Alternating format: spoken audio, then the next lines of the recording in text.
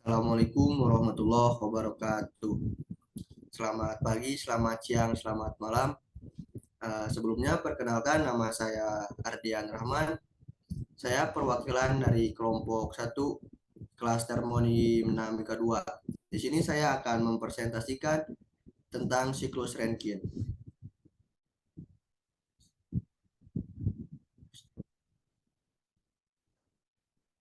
Apa sih siklus Rankine itu?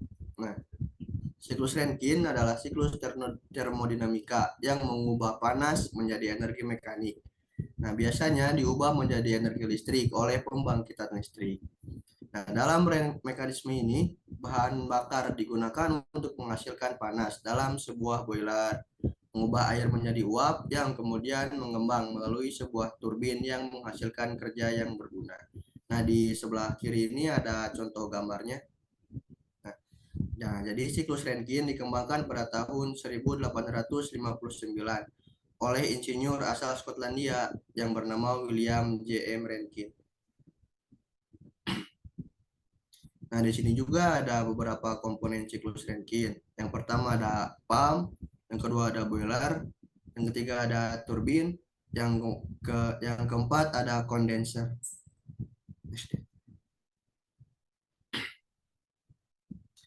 Nah, selanjutnya di sini ada pengaplikasian siklus Rankine. Di sini tuh dibagi menjadi 4. Nah, yang pertama itu ada siklus Rankine dengan pemanasan ulang. Nah, digunakan dalam pembangkit listrik yang bekerja pada fluida pada tekanan superkritis untuk menghasilkan daya. Nah, yang kedua ada siklus Rankine regeneratif dengan sedikit variasi digunakan saat ini di pembangkit listrik termal seperti pembangkit listrik tenaga nuklir. Yang ketiga ada ORC, digunakan dalam berbagai industri seperti pabrik pemulihan panas limbah, pembangkit listrik biomasa, pembangkit listrik panas bumi, pembangkit listrik termal surya, dan stasiun energi termal angin. Nah, yang terakhir ada siklus Rankine superkritis. Nah, digunakan dalam aplikasi daya menengah seperti pembangkit listrik superkritis. Contohnya ada pembangkit listrik Pilo di Ohio, sebagian besar pembangkit listrik di batubara di Cina. Nah, selanjutnya ini ada analisa performansi pembangkit listrik siklus Rankine organik sederhana dengan sumber panas uap geotermal berkualitas rendah. Nah, di sini ada penciptanya yaitu Andianto Pintors dan Ahmad Hussein Siregar. Nah, di sini ada pendahuluan. Nah, pendahuluan yaitu pemanfaatan sumber energi terbarukan menjadi fokus utama dalam upaya mengurangi ketergantungan pada bahan bakar fosil dan mengurangi emisi gas rumah kaca. Dalam konteks ini, teknologi sistem organik Rankine Cycle (ORC) menjadi salah satu solusi yang menjanjikan untuk mengkonversi energi panas dari berbagai sumber menjadi energi listrik. Nah, ORC memanfaatkan sumber panas berkualitas rendah seperti uap panas bumi untuk menghasilkan listrik dengan efisiensi yang tinggi. Nah, apa itu tujuan penelitian? Nah, jadi menganalisis performansi sistem ORC dengan memanfaatkan uap panas bumi berkualitas rendah sebagai sumber energi penggerak. Nah, sumber panas berkualitas rendah seperti ini sebenarnya masih dapat dimanfaatkan untuk menghasilkan energi listrik. Namun, perlu dilakukan modifikasi pada sistem pembangkit yang digunakan agar dapat beroperasi secara efisien. Nah, di sini tuh ada metode penelitiannya. Jadi, metode penelitiannya itu ada 3 seperti yang tertera pada gambar.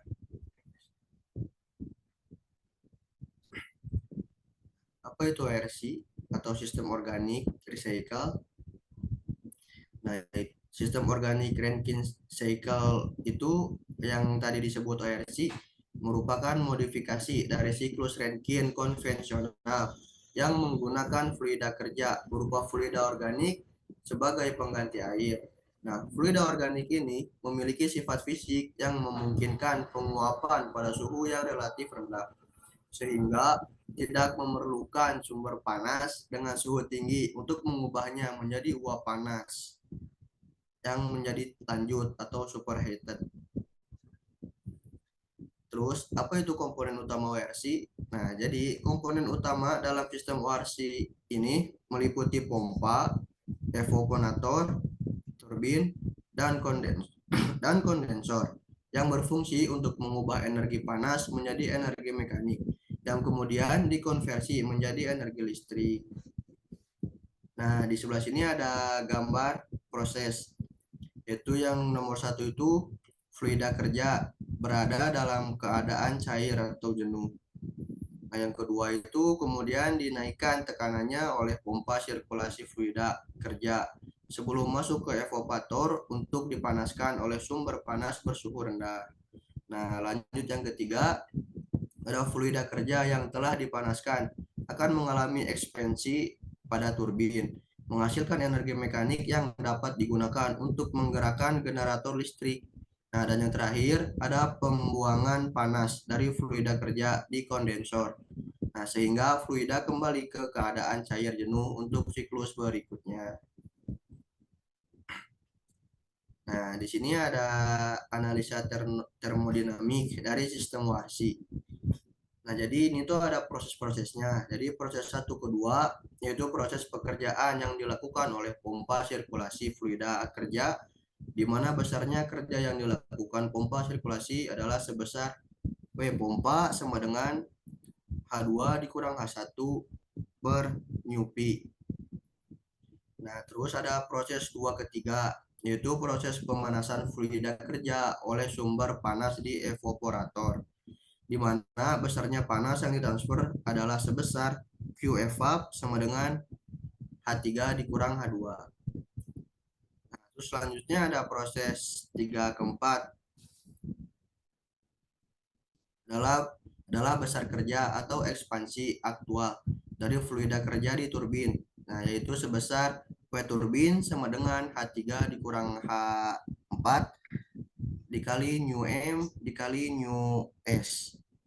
Nah, yang terakhir ada proses 4 ke 1, yaitu adalah proses kondensasi atau pelepasan panas yang dikandung fluida kerja hingga menjadi fase cair jenuh di kondenser dengan menggunakan media pendingin, dan besarnya panas yang dilepas adalah sebesar Q kondenser sama dengan H4 dikurang H1. Nah, besarnya keluaran daya listrik yang dibangkitkan pada sistem ORC ini adalah sebesar W siklus sama dengan W turbin dikurang W pompa dikurang W pompa W. Nah, sedangkan besarnya efisiensi termal dari sistem ORC adalah new siklus sama dengan W siklus per Q evap.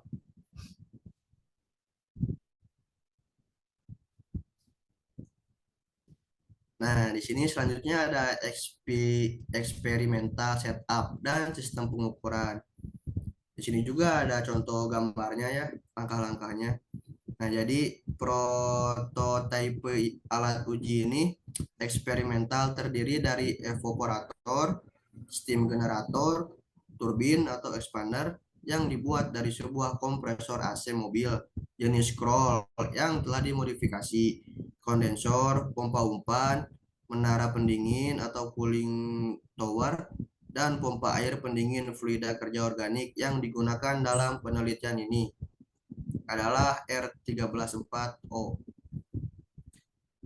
Nah, di sini juga ada sistem pengukuran dan akuisisi data yang digunakan dalam penelitian ini, yaitu menggunakan thermocouple untuk mengukur suhu, pressure transducer untuk pengukuran tekanan, digital turbine flow meter untuk mengukur laju aliran massa fluida yang diletakkan pada tempat yang ditentukan. Nah, di sini juga ada yang sudah dijelaskan seperti tadi, yang proses-proses 1 ke 2, 2 ke 3, 3 ke 4, 4 ke 1, yang seperti tadi. Nah, ini dari hasil dan pembahasan. Jadi, pengembalian data performansi sistem diambil dalam rentan waktu jeda 10 menit sekali dalam keadaan steady state. Nah, Jadi variasi efisiensi sistem dan net power output akibat pengaruh dan perubahan suhu sumber panas. Semakin bertambahnya suhu sumber panas, maka nilai efisiensi sistem dan net power output semakin naik. Nah, jadi sumber panas yang diujikan efisiensi sistem terbaik didapat pada suhu sumber panas sebesar 100 derajat Celcius, yakni sebesar 5,34% dan besarnya daya output bersih yaitu 1523,42 watt.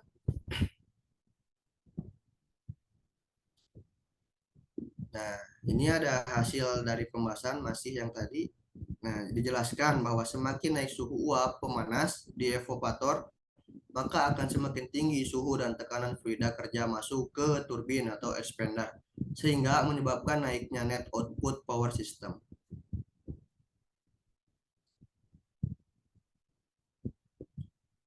Nah, di sini ada sama yang kayak tadi, cuman di sini ada contohnya dari pengaruh dari kenaikan suhu uap pemanas terhadap kerja pompa sirkulasi, di mana daya konsumsi pompa sirkulasi fluida kerja semakin besar seiring dengan kenaikan suhu uap pemanas evaporator. Nah, jadi ini kesimpulannya yaitu studi eksperimental yang dilakukan telah memberikan hasil yang signifikan. Dari hasil percobaan, efisiensi thermal sistem mencapai 5,34% dengan daya output bersih sebesar 1523,42 watt.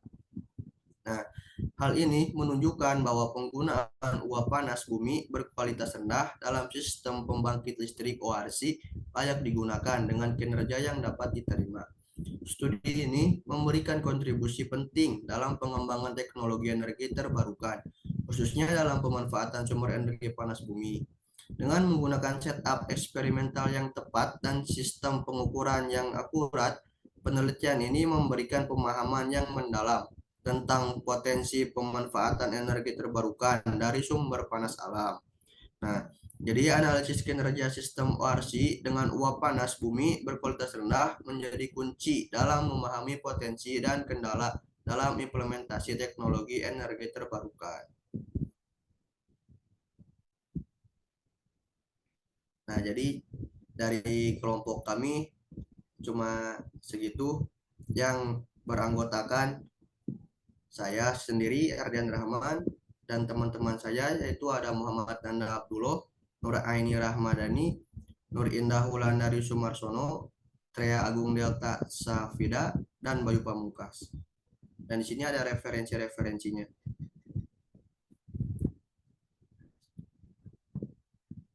Sekian dari kelompok kami. Lebih kurangnya mohon maaf. Wabillahi taufiq wal hidayah. Wassalamualaikum warahmatullahi wabarakatuh.